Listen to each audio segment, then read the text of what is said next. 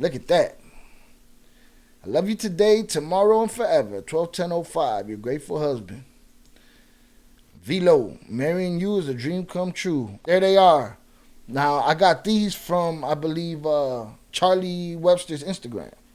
We're going to go over there in a second because Charlie be wilding. This right here, this is proof in the pudding. This right here lets it be known that that's not an urban myth. That's something that happened. It went down. Those billboards were up. You know what I'm saying? Whatever the story may be, however stupid you may see it, this shows that it was a reality. So Charlie is a little loosey-goosey on her Instagram.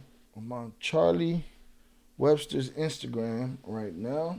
Charlie said, thank you, Jay and Val and all the Flores family for trusting me to bring your story to the world. I'm not great at receiving praise, so excuse me, stood awkwardly.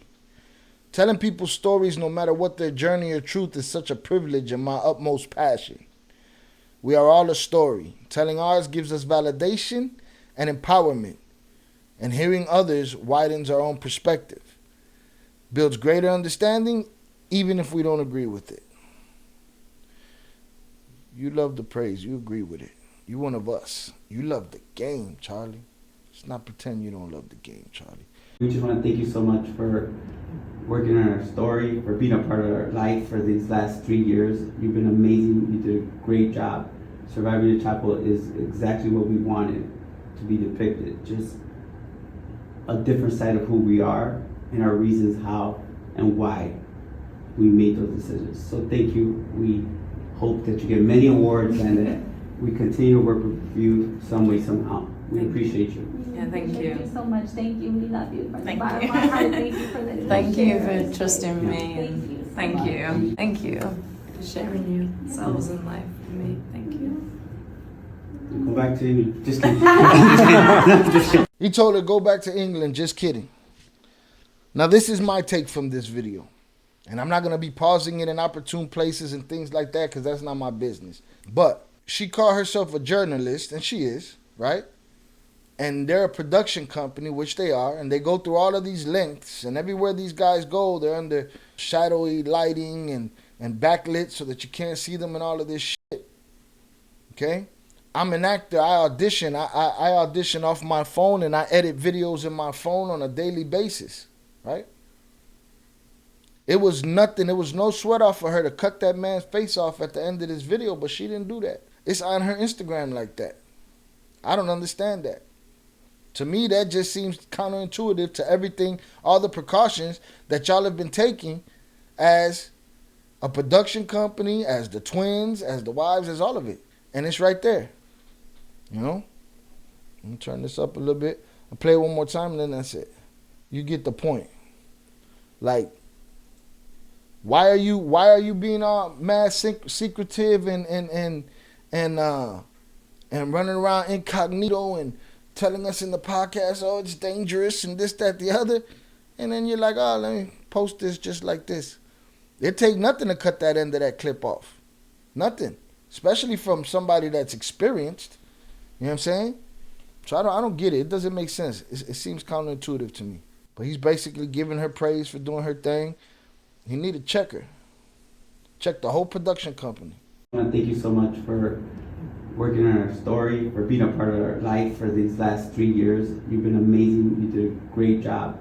Surviving El Chapo is exactly what we wanted to be depicted. Just a different side of who we are and our reasons how and why we made those decisions. So thank you. We hope that you get many awards and that we continue to work with you some way, somehow. We appreciate you. Yeah, thank you. Thank you so much. Thank you. We love you. From Thank the bottom you. of our heart, thank you for letting us Thank you share. for trusting me. Thank you. Thank you. Thank you for sharing yourselves in life with me. Thank you.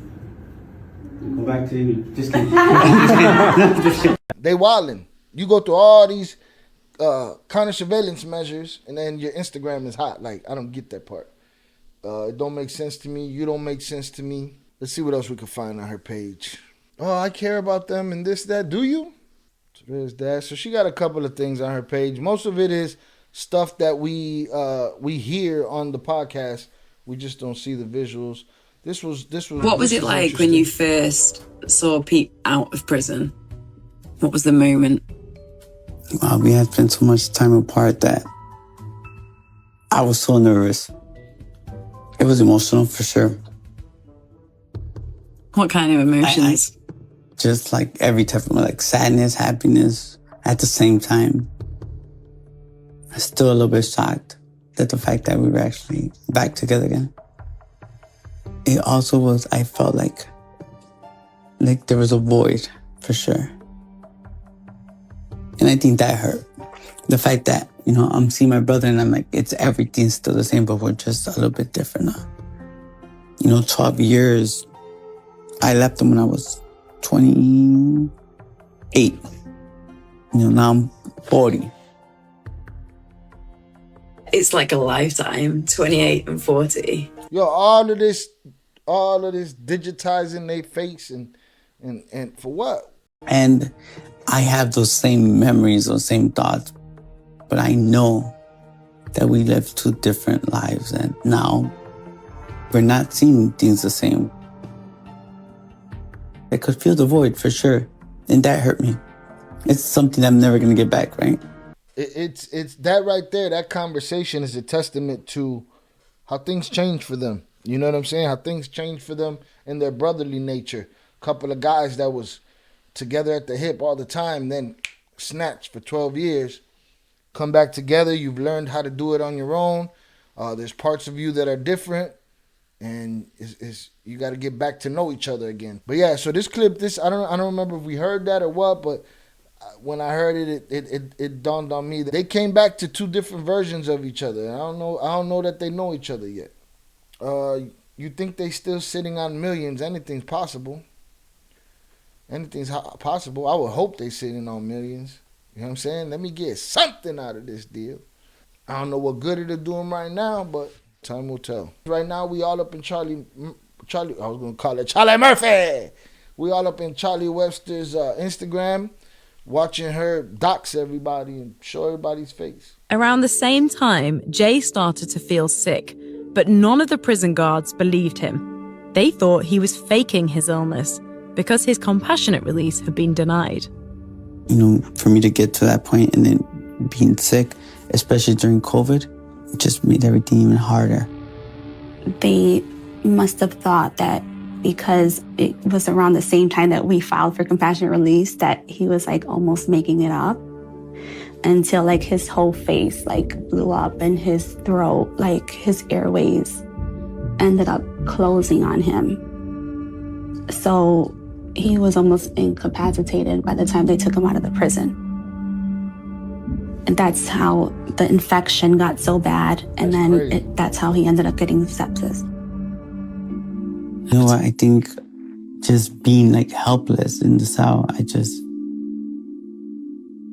it got to a point where I couldn't, you know, like I'm shaking. I can't even tell you like what that last week was like because you're in pain and I'm just lost. Well, you knocking on death's door. Desperate. I don't recall. I do know that they carried me out myself. They put me in an ambulance. And I remember the doctors being really upset. I remember like, this doesn't happen really in a day. Upset. Why? Because like what? Why wasn't he here sooner? Right. This doesn't happen in a day or 2 days. This like been going on for a long period of time. Dirty. This is not acceptable. You know, I'm just like, at this point, I'm just like, listen, fix me, you know, do whatever you have to do. They even had to transfer him to another hospital for intensive care. Trauma unit. Around the they were just waiting for you to go, bro. And I'm sure none of them paid. There was no consequences for none of that. I'm almost positive. Because they demonetized our for that Rolling Stones interview. You know exactly the one I'm talking about. El Chapo's return strengthened the Sinaloa Cartel's power. He was known as the Eternal Fugitive. For the Flores twins, it meant even more uncertainty. Pete thought El Chapo would never be caught again. I cannot believe he actually pulled that off. You know, and I think that alone probably kept the cartel, like, in a situation of power. You know, I think that escape was bigger than just him escaping for the cartel. When it should have been on its way out, it had this, you know, a little more force to it. You tend to feel like that that's the team you want to be with when they get away with things like that. Did it make you question what team you were on in that moment? Nah, I'm gonna tell you something. I said I was impressed. But no, he's on the losing side. Everyone who's in that life is on the losing side. I don't care who you are. I don't care how many people you have with you. It's only a matter of time. Your team put you on the losing side too. Team America put you on the losing side too. PR Black said, I feel like if the Chapito situation wasn't what it is, they might have to really, really worry. Just my opinion. Yeah, quite possible. I feel like in Mexico, everything's disposable. And it's like, all right, Chapito's gone. Next. And boom. Get the next dude in there. And what do we care about the other one? That's 3 dynasties ago. But I'm sure if those dudes, if the Chapitos were still in control, I'm sure they'd have more. They have the most reason to be going after them. Let's see what Charlie got to say. What a privilege it has been to be able to tell the story of the Flores family and creating Surviving El Chapo. I remember when I first met Jay and Pete Flores several years ago, and we spent hours talking about our childhoods, choices and paths we'd taken, including 50. In that moment, the twins decided to trust me to be the person who would bring their story to the public. What happened had only ever been told by law enforcement or other drug traffickers and cartel members. I also have and had my own strong feelings, we've heard about this, tell the story, and have experienced the destruction of loved ones through drugs, which I discussed many times with the twins. My job was to ask the difficult questions, but also see the twins and the family for who they really are, to be able to tell their story with nothing but authenticity, as well as their children, who you'll hear toward the end of the season. Last year, while recording season 1, my cousin lost her life from drugs. Last year, whilst recording season 1, my cousin lost her life from drugs, and I found that really challenging. The twins also told me they lost their older brother to an overdose. Grateful to the Flores family for seeing me and for 50 Cent. I've just been working through the ending of this season, which only takes us up to the present day and delves into what's happened with Val and Viv and why the government did what they did, but also looks at whether El Chapo behind bars has made any difference to the war on drugs. No. The halt in cocaine temporarily when the twins stopped, the importance of cooperators, often the only way police can put together complex cases, and how fentanyl is taking over, because it's so much cheaper to manufacture and the profit margins are higher. Season 2 is out now. We covered it, girl. So there you go. You got a picture of them talking. You got one of the 50 phones in his hand. Here go the billboards. It was only because locals posted pics and then the local news crew saw them that the twins got found out, and I could track down the pics. Pete, with Jay's help, managed to get these billboards set up from inside prison on the road into the prison so his wife could see it when visiting. What a story. It came back to haunt them though, big time. I got the billboards, and the billboards was just a violation of my security at the time. And yeah, they were not happy about that. We all paid the price for that one. Peter, I remember for Valentine's Day, he wanted to put up these 2 billboards. 2 huge billboards on the interstate, like when you roll up to the visit. That's what my intention was, just to surprise her on her way home. That she sees like a little token of my love and appreciation for her. And I felt like it was simple words. It was like, marrying you was the best thing that ever happened to me. I love you too. It's You're great for husband. I can't wait to spend forever with the second one. It was on the news, so like a journalist seen them or they talked about them and they went out to make a story. Like, look what a husband did for his wife. Never imagined that the guy who did it was in prison. But later on, I knew the trouble was coming when the COs would come over to our unit and be like, who's the guy that put up the billboards? Don't forget, they're not supposed to know, you know? It was trouble. Because of the billboards, my best friend, my brother, who I spent my whole life with, got transferred. Wow, that's a little bit bigger, huh?